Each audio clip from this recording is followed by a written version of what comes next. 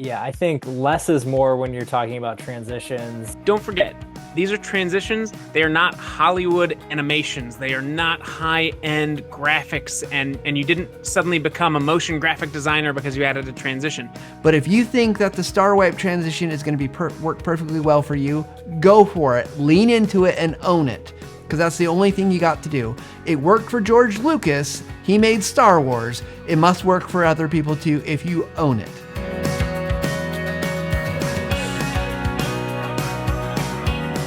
Hey everybody, welcome to this episode of the Visual Lounge. I'm here with Justin and Andy. We are going to be talking today about the thing that people love to hate and hate to love. It's transitions. Because guess what? We've got opinions about transitions, and the brand new Camtasia 2021 has just launched and it's got 1,000 new transitions. I don't know if the 1,000 is the right number. It's a lot of new transitions. It's not right. But here's the thing. Transitions are an important part of a video maker's toolkit, and we're going to talk about why that might be, but we're going to talk about the challenges with them, and let's dive right in, because I know I've got, like we said, we're going to talk about transitions, guys. I have to tell you, I had this cringe go over my body, like, transitions, and I was like, oh, I don't, But here's the thing. I'm going to tell you, I use them occasionally, but I don't necessarily have a rhyme or reason when I do use them, other than it's like, well, I needed something to cover up. So maybe you can help me understand why we should use transitions better. Maybe I'm in the right here, which I probably am. So let's dive in. Any thoughts about transitions at the top? That was a great episode. Sounds like it's over. Matt's already made the decision for us all. Done. Maybe I'm right, but I am. So I will say this.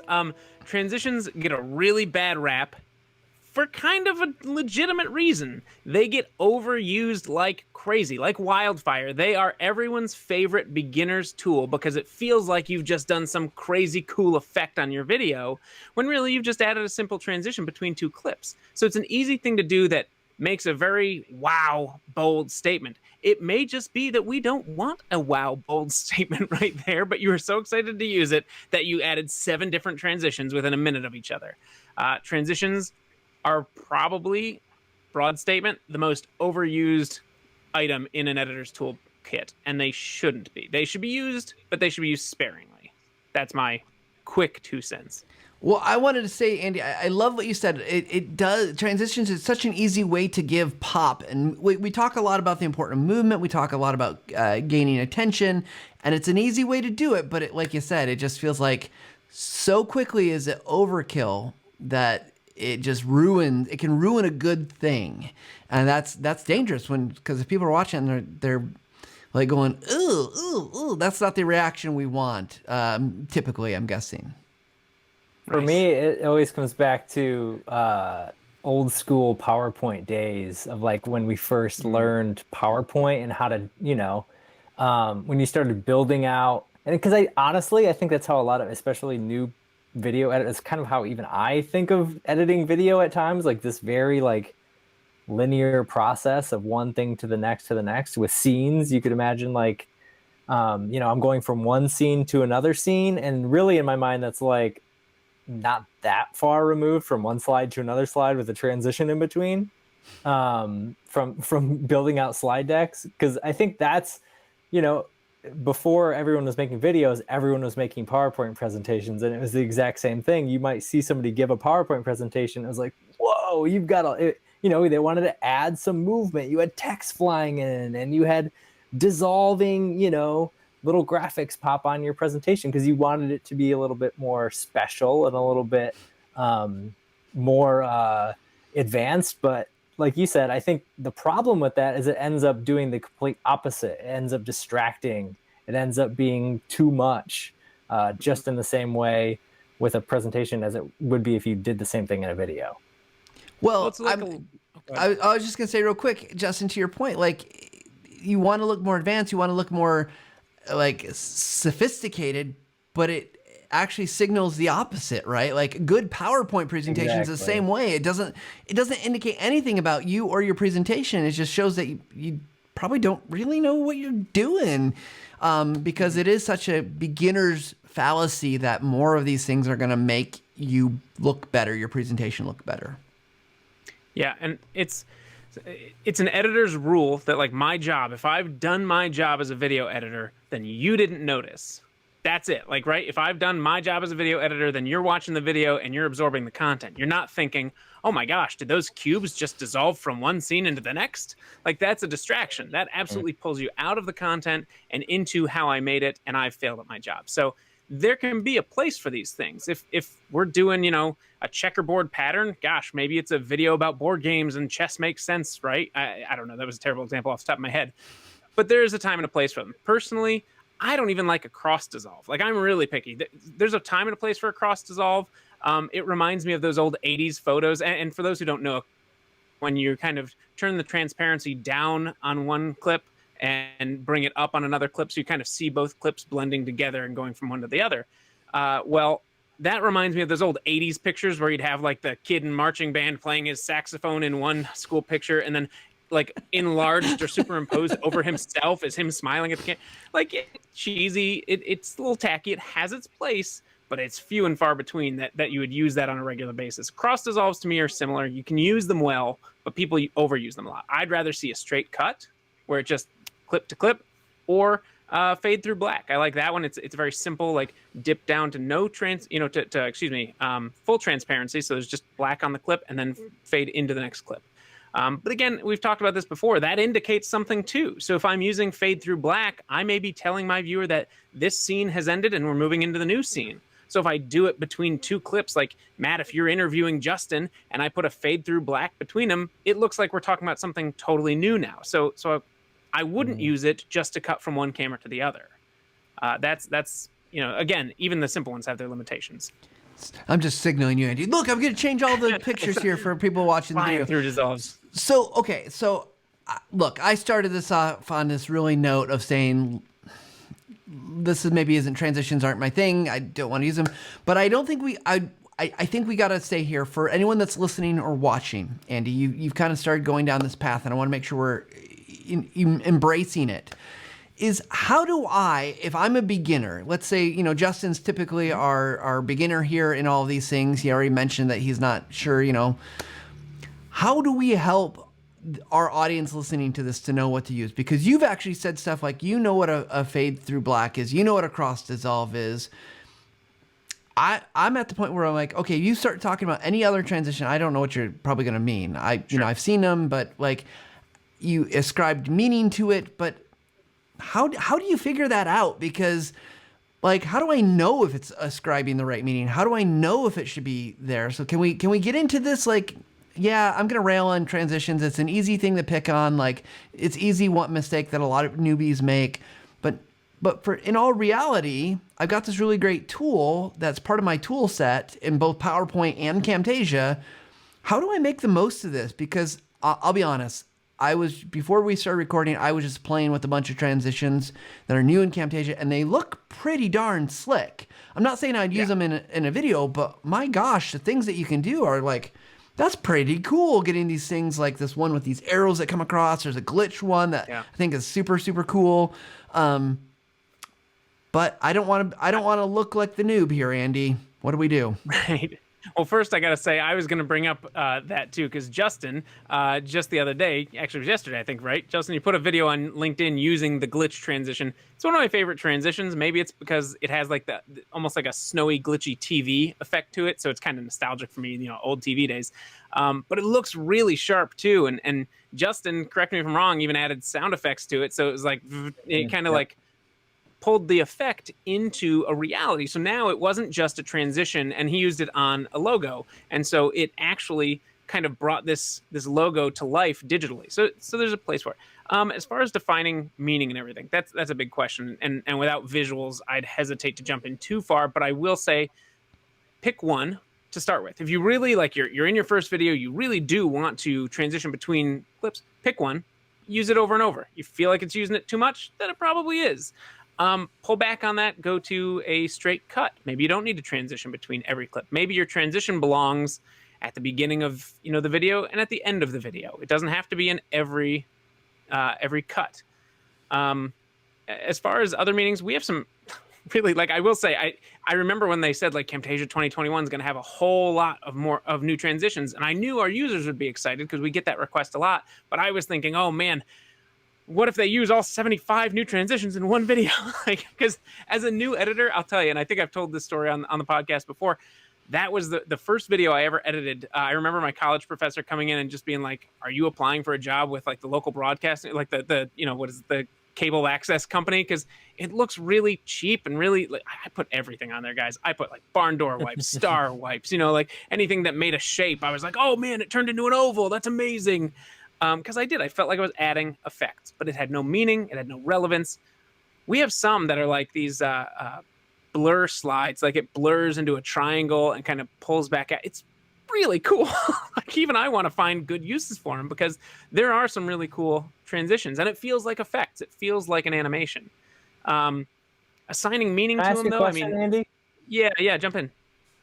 Because I think that's one of, and maybe you were going to get to this with the assigning meaning piece, but you know, we've already talked about, and we talked a little bit about this in another episode about cuts. But, one of the reasons you would use a transition is to signify a passage of time. Can you think of other reasons to which I would use a transition and maybe map one or two of them to those? So I'm guessing like changing subjects or like what are the reasons we would even want to use a transition? I think you nailed it. I mean, passage of time, changing of subject. I think change of location is another one, right? Like if we're going to change venue. It can indicate like we go from maybe the interview section of the video to the B-roll footage. And again, for those who aren't familiar, B-roll is footage of, whatever we're talking about most likely. So if we're talking about learning in a classroom, then we've got classroom footage and going from that interview to the B-roll footage with a transition. And then coming back out of it with a similar transition. That would be, something you could show. Any Matt, kind I'm of sure has change. ideas for this one. Well, I'm just thinking any kind of change that happens, right? Like anything that you want to catch attention and say like we're doing something different. And any of those reasons that Andy, I think you listed a lot of the good reasons, but maybe you're going from explanatory to instruct, like how to, or you're going from this person's section to this person's section. It would be really interesting to do a breakdown sometime. And I haven't paid attention to like if you watched an Apple video, do they do anything like that to transition? They might just be using cuts, but then they might be using B-roll to help make that switch. So it's I think anytime you have these kind of changes, transitions could work. But you really got to be thoughtful because do you absolutely need it is always going to be the underlying question. But it's about change. It's about indicating something. Maybe it's a progression. Like we're moving forward now, so those arrows slide across the screen, right? Like we're moving ahead. Well, moving to the next step or something.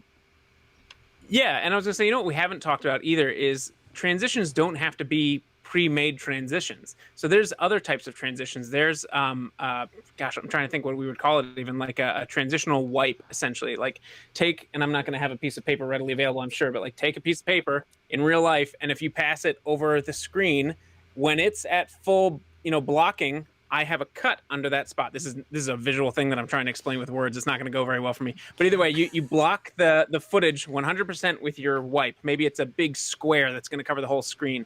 And underneath that layer, because again, videos are in tracks, so there's a top layer and a bottom layer. Underneath that white square that I just passed in front of the screen, I make my cut and I go to my next clip. And when the square moves off the next frame, now we're at a whole new video. So I can make these custom, wipes and transitions, and it doesn't have to be, it can even be a picture. A picture can come on screen, block the footage, and then when you come away from the picture, we're on a new clip now. That's a transition, even if it's not, star wipe.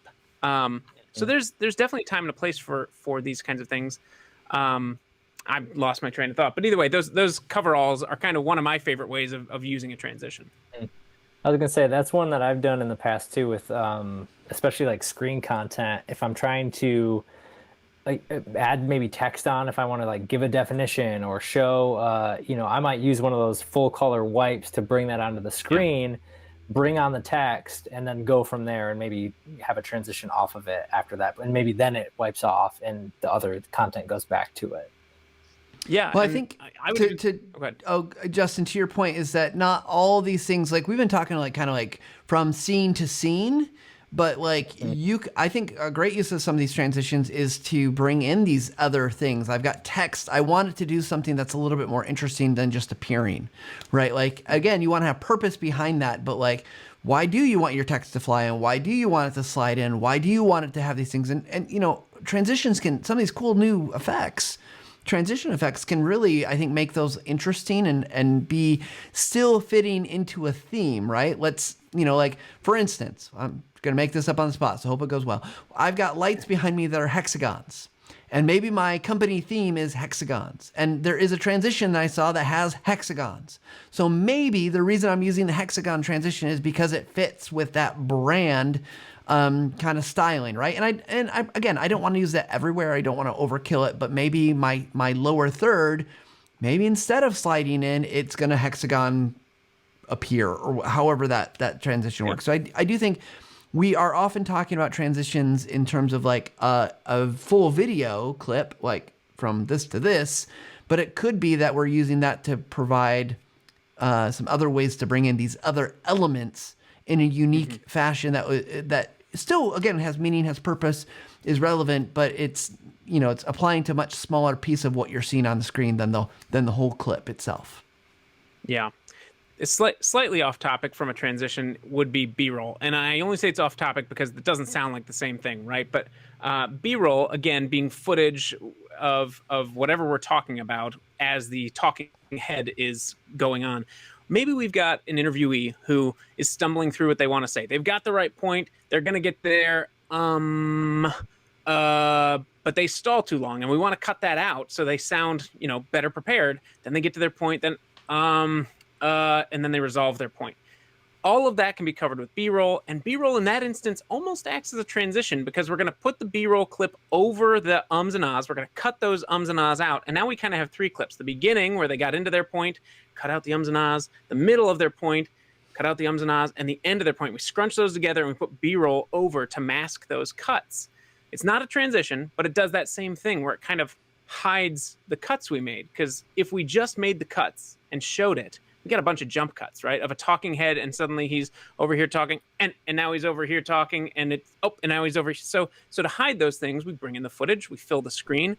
No one knows the difference. So again, not really a transition, it's B-roll coverage, but it does that same thing of hiding our mistakes, or even moving us from what we want to start with to what we want to end with, and kind of hiding those dirty ums and ahs.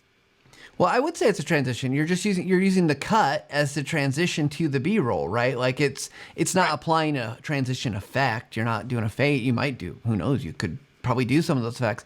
But what I love about this, and I think it's really important, maybe I'm overstating it, but for that person that you have on screen, your job as a video creator is to make them awesome.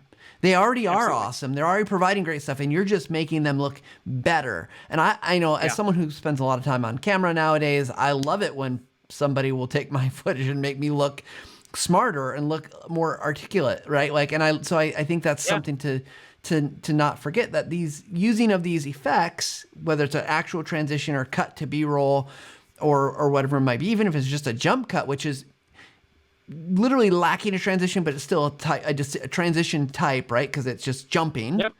Are all really powerful at making whoever's on camera look amazing, and that's what we really want to do, whether that's you or someone that you've paid to be there, an actor or whatever, right?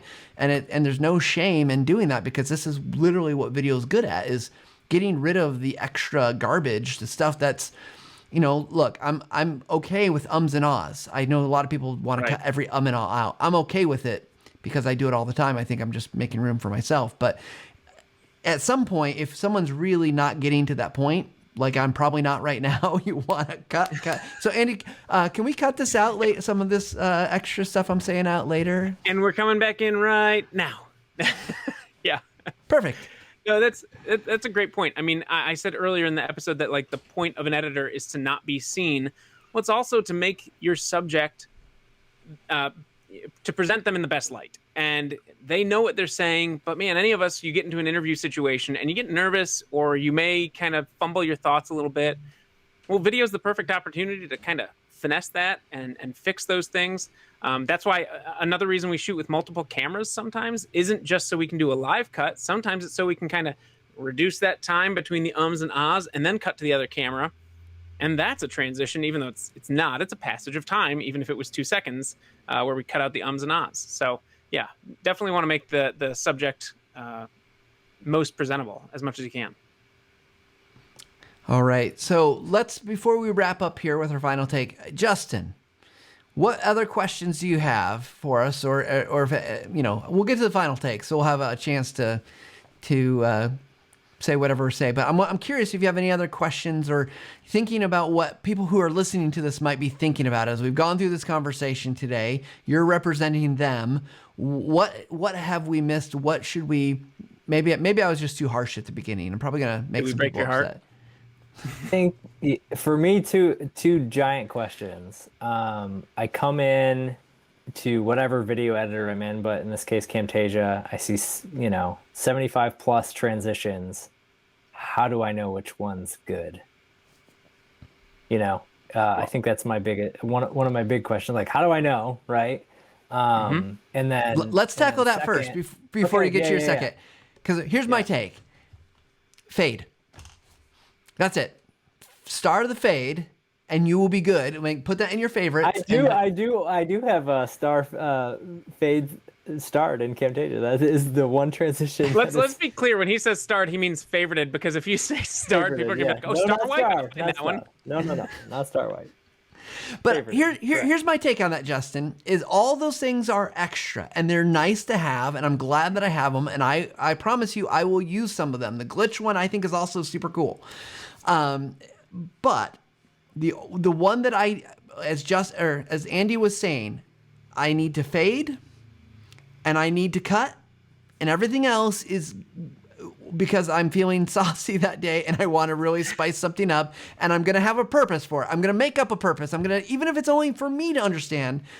Other than that, I love like I said, I was playing with them. I think there's some super cool ones. I think there's some cool things you could put together to make it look really great. But the one that you need is fade, and everything else is because you're going to find that right time and place, but you don't need to focus on it. But that's my take. Andy, I'm curious what you would say. Yeah, I mean, like with anything artistic or creative, it's going to be subjective. I agree with Matt that you want to star the ones you want to favorite the ones that are, the basics have to have. For me, again, fade through black, cross dissolve is a good one. Although, again, I find that's more of a from black, again, from the beginning of the video to the end, or maybe fade through white. But other than that, man, go through all 100 of them, and take a look, apply them to a clip, see what they do, see what they look like. Because I'll tell you what, the other thing is, they're gonna have a different effect when you apply a clip from talking head to talking head, or talking head to B-roll, or talking head to screen recording. Because how that footage looks on your screen is very different when it's, like your desktop or some software you want to demo versus like people. So it's gonna look different from people to people or from people to screen recording. So test it on a few different things, and then star a couple of them, a few favorites, whichever you really decide you like. But man, take it easy on them. Don't go hog wild. And I would even say, if you want, maybe you're trying to put together internal share outs for your company.